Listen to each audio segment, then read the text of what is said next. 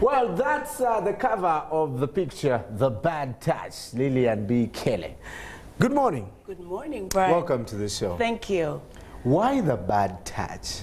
Why not the bad touch?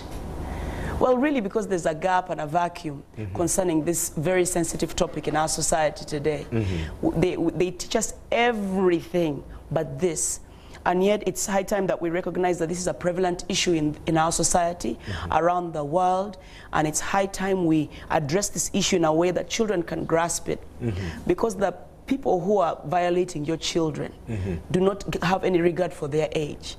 And yet as a society we are so sensitive about when we start talking to children about issues pertaining to inappropriate touching, sexual related touching. And so we have children who are defenseless.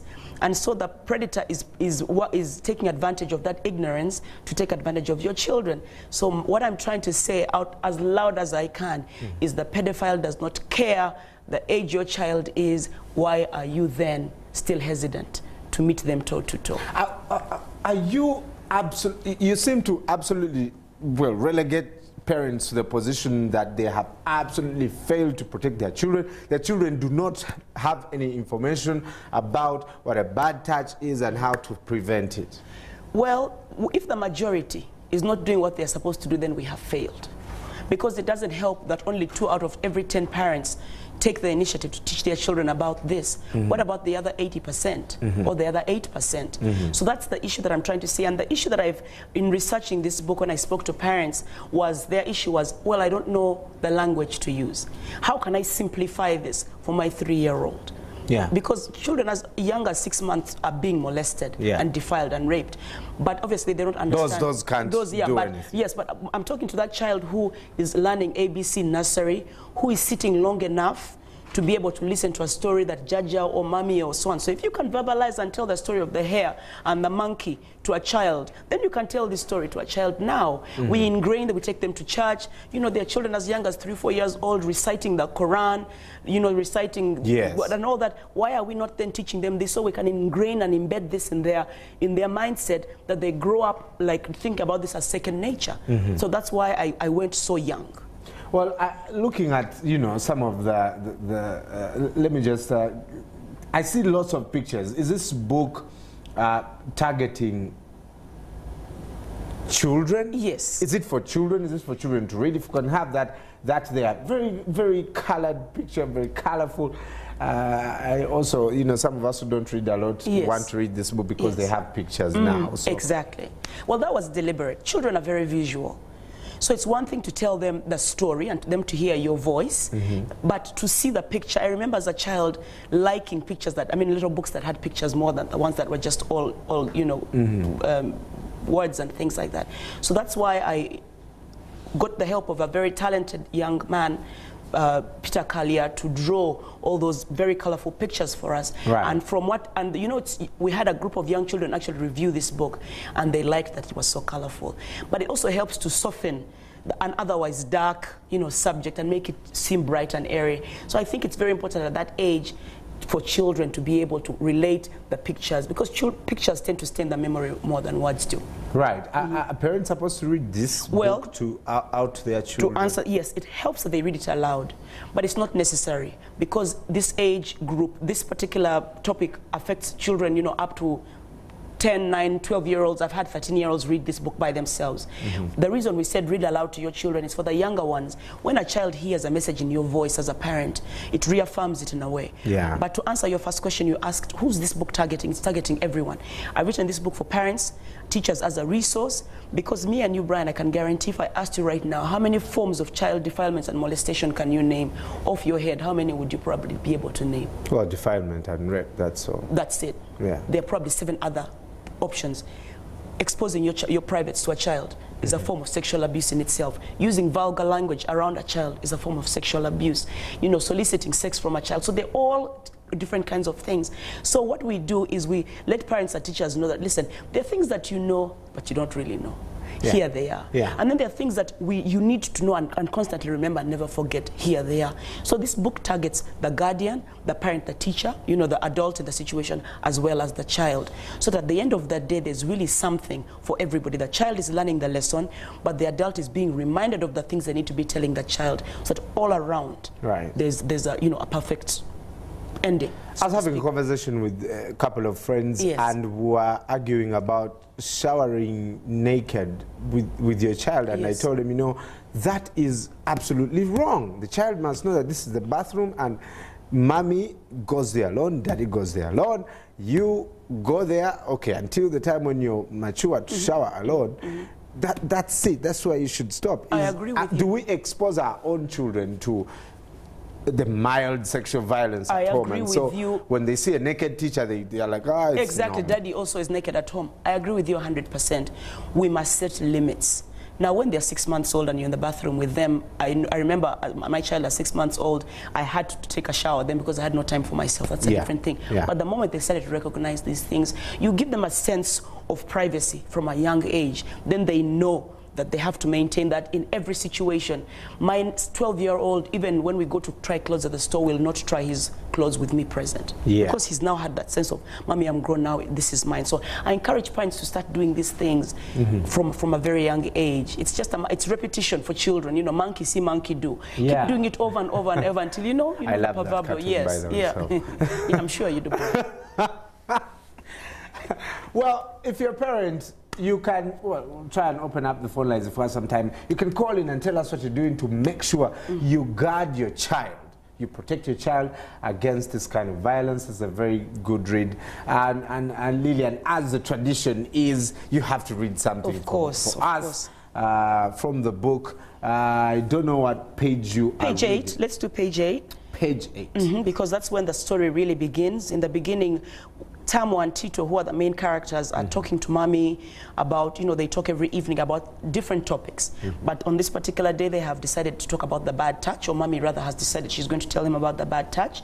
And she tells them a short story. I'm going to read 2 or 3 paragraphs of that story, and then obviously for the rest, as we say in this publishing business, you will have to buy the book too. Oh yes, so there you go. We have to say book. that, yes.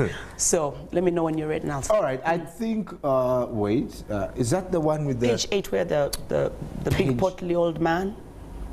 Page 8. All right, let me just look that up real quick. I think I'm going faster than... You probably are. Yeah. Loading. My internet is taking a toilet break, sorry. I can't remember. Okay. Let's just start. I think I'll catch up. Okay, sure. Okay, so once upon a time, there was a little girl who lived not far away from here. One day she was playing outside when a neighbor came up to her and said, would you like to come over to my house and see my new puppies? Since she knew the man, she went with him. But when the little girl entered the house, she looked around and didn't see any puppies. So she asked the man, where are the puppies? The man turned around and closed the door and said to the little girl, first sit on my lap, then I will show you the puppies. Suddenly, the little girl got a scary feeling and didn't want to be in the house with the man anymore. She didn't like the way the man was looking at her. What can children do? How do we empower children? The book, you know, they may read the book, but many children will be molested by a relative, say Uncle Brian.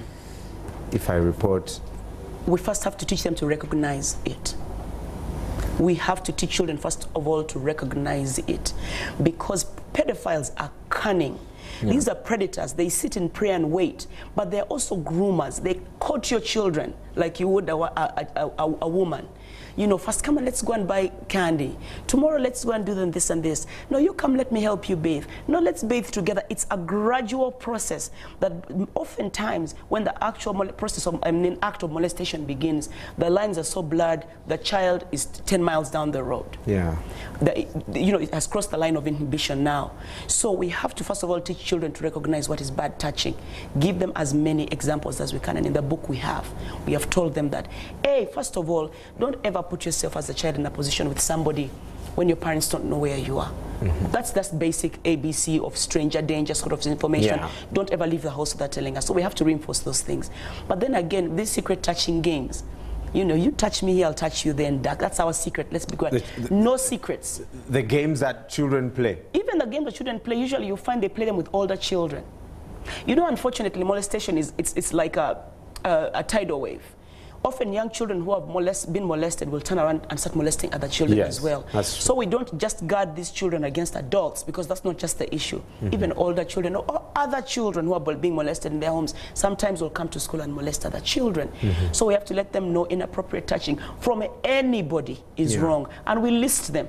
We say not the priest at church, not the teacher at school, not Joy the house girl, not, you know, who the shambabo, even Jaja, even everybody, even mommy and daddy. We tell them that.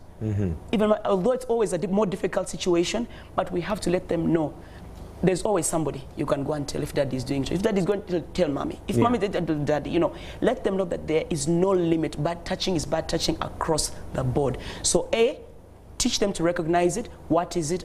Is that bad touching? Okay, it is. 2, who is it being done by? It doesn't matter. C, you can always tell. And remember, it is never your fault. It's never a child's fault. You're a victim, period. And obviously then we encourage parents to believe their children.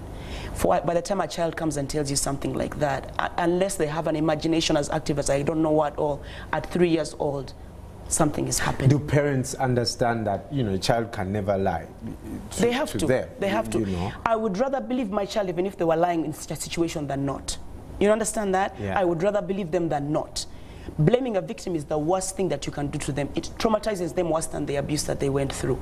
So believe your child, immediately remove them from the situation, and do not ever confront the abuser in front of your child.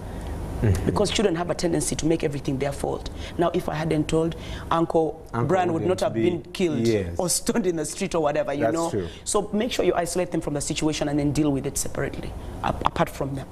Your book was recognized by BBC. It was. What a privilege. Yes, God is good. God is good, but you know what? I always tell people, when you stand in your truth and you tell something from that, because this is my mission in life. I'm a survivor of child sexual abuse myself. So this is something I think that I went through what I went through so that I could do this. And so when you do something that the universe has directed you to do, then it goes. Last night I received 3 emails from Senegal, from Ethiopia, and from Rwanda. When are you bringing the bad touch to these countries?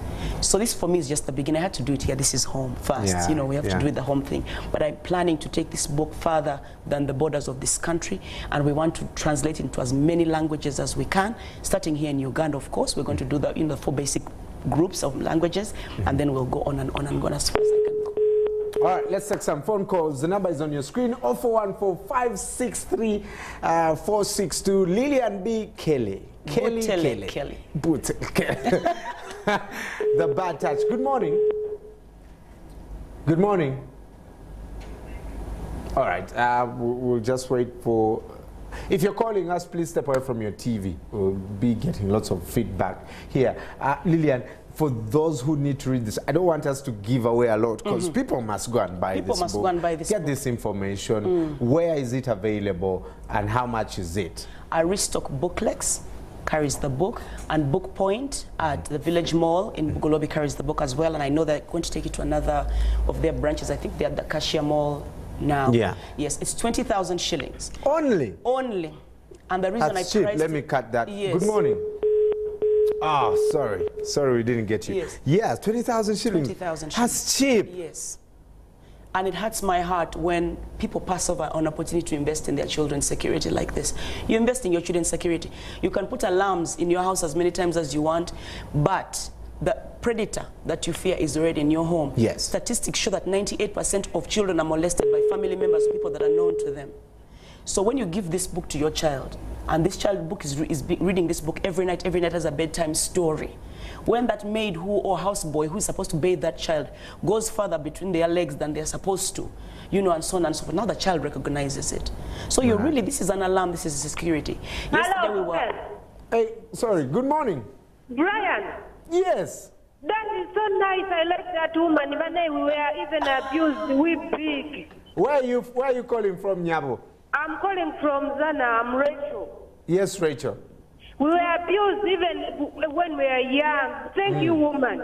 You're welcome. Thank you, too. You are so nice, woman. I like to are going to support you. I appreciate that so much. Let's support our children. Not staying with them. People abuse them. Eh? Yes. Yeah, that is so much. Even not with your child, and she has that book. It helps a lot. Rachel, what are you doing to protect your child? Is she off? Okay, we'll take another phone call. Wow, this is... Good morning. Hello. Good morning, madam. Where are you calling from and what's your name? This is Lillian calling from Entebbe. Yes, Lillian, your comment. Thank you so much for bringing that lady. Thank you. I love that book. May God bless her. Oh, thank you so much, namesake Lillian. God bless you too. Thank you so much. Bless Lillian, what do you think parents should do to protect children, especially if a parent can't even have access to this book, they don't know what's happening? What do you recommend? Right now, I think every parent should go out and get that book because she has said it all. Open up to your kids, be willing to listen to your kids, and be free to talk to your kids. Thank you so much, Lillian. Good point. Thank you, Lillian. Or you can call us live on the show. The number is on your screen. Tell us what you are doing to make sure that your child does not get the bad. Good morning. Good morning. You're live on Morning at 10 TV. Good morning. Yes, Sebo. Your name and where you're calling from, and proceed with your comment. I'm calling from Arua, West Nile. Wow. Yay! Arua, Is that your village? Yes. Oh, you're my in-law Yes. by marriage. Okay. Oh, there you go. Good morning. Morning. Yes. Your comment, sir. Yeah, it's so nice. This book's so nice. Morning. What do you recommend for parents to protect their children against bad touches? Okay, we've lost that one. Wow. See, I told you, Brian. Okay, let's have the cover of that book on the screen. The Bad Touch, Lillian B. Kelle. You can get it at a restock. Very interesting pictures. I love the pictures in this book. Yeah. Get it today and make sure you protect your child. We'll take one more phone call and let Lillian go. She's flying out. You're going to Senegal? Not yet. I'm going to Las Vegas. Wow. And then I'm coming back to go to Rwanda. All right, to launch this book again. Yes. Good morning. Good morning. Morning. Morning, Sebo. Your name and where you're calling from? I'm calling from Arua, Primu. Arua. Arua is happening today. Arua is happening. Yeah. Please step away from your TV. We're getting lots of feedback here. Yeah. Okay, your comments, sir. Please proceed. One big book also in Arua. The book is so nice. The book is on its way to Arua. We're going to start distributing to every district the end of this week. And we will announce the locations for sale very shortly. Thank you very much. Kids are nowadays stubborn. We will not even like to teach these kids. You tell them to do this and that. They cannot listen. Yes. So we thank you so much for that knowledge. You're welcome very much. All right. Lillian, last word to people who are watching us. Okay, now. I just want to say one thing real quick. If you have a school, please contact us. If you do not have a good read for school. We have a special deal that we're working for schools, but you have to contact us directly to give you the details. Hold that thought. Yes. One of the things I saw in this book, and I wanted to ask you about that, is you have like a homework section kind of thing, review where kids will answer those questions. Yes, it's written in a textbook format, so this is not just a storybook. If you see at the end, towards the end, Brian, we have review questions. You can go over study review questions. You know, you ask children, and they can just make sure that they got the story, and then also to ask, give them a chance to ask you. Right. To explain whatever. But then when you go further, you will see here we have a parent-teacher resource. Right. And it teaches you... If you can have those, it's on there, right. Study review questions, let's just have that on the screen. And study review, even for teachers. Yes, parents and teacher resources. So this is really a textbook that should be on our shelves. Government of Uganda. Can I talk to the government of Uganda? Tell them. Government of Uganda, I've written this book for you. I've come with one hand full. All you have to do is fill the other hand. This book needs to become mandatory reading in every school in this country, UPE and otherwise. This is a very, very important book. Right. We're sending our children out to the wolves without protection. Right. It is high time we let our children know that when it comes to their protection, we will do whatever we have to do to ensure that they're safe. So, you know where to find me, I'm sure. We'll be updating you on whether the books have reached Arua and West Nile. We're doing everything to make sure that we protect our children. Yes, you know, sir. I'm a father of 2, and every time I'm with my children, I'm thinking, what will happen if I'm not there? I may protect them now while I'm still alive, but what if I'm not there? Who will look after them? I think we'll need to start that now. Excellent. The good book, the Bible that I read, says train up a child in the ways of God so that when they grow up, they'll not depart from it. So, guys, get this book. Parents, stop, you know, let's stop, and forgive my French, the nonsense of protecting people who abuse our children. Yes. Deal with your relatives who you know abuse your children. Otherwise, you're not doing them a favor. No. That's your everyday life this morning. Lillian, pleasure. Brian, you're all mine. I'm taking you with me. Thank you. To Las Vegas. Yes. Aisha will be coming up with all the latest in the world of sport, and of course the victory that Uganda got at the athletics competition there. Stay with us.